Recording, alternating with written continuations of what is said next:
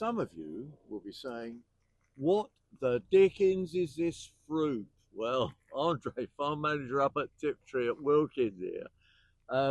We got Quince. What a crop, though. Absolutely amazing. And you can have a look here and look at the branches.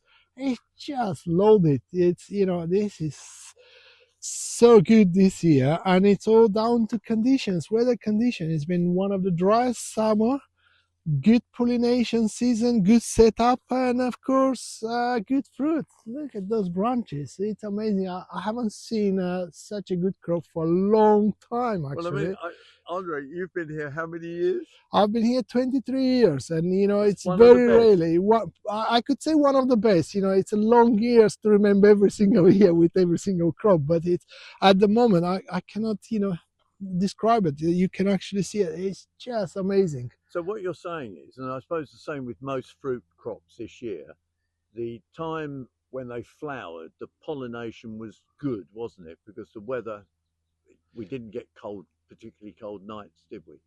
Yeah, that's one of the how to say most important times of the year, springtime, when the flower is out. That flower needs to get pollinated, fruit to be set, and then of course you need a good summer for that fruit to develop well and to get to a harvestable stage.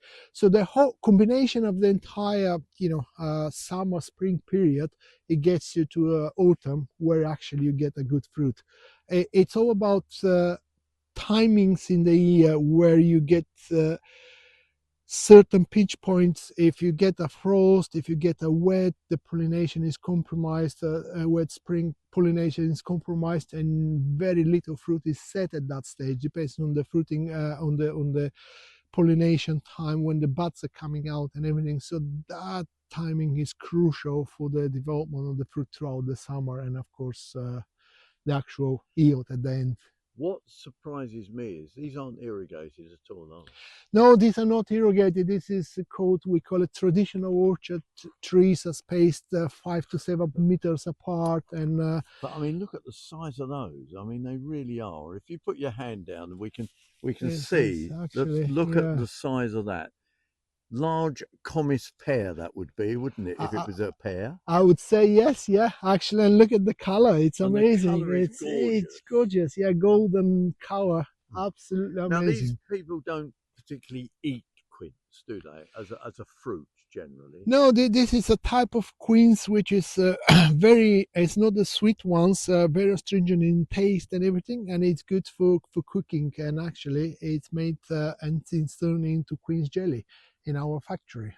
Now, quince jelly in the factory is still one of the more important ones, isn't it? It's still very popular, isn't it? It is popular, it is, and we have been growing quinces for generations. I would say, I don't know, nearly.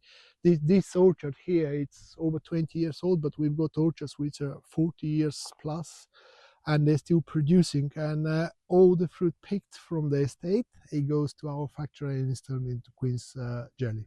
It's really impressive, isn't it? And I must agree. Just look, I'm gonna walk back and just give you a feel that. Look at those there that Andrey's holding out. Quince at their best. So if you want something a bit different in your garden, you could actually grow a quince tree. They're an attractive tree with an attractive fruit.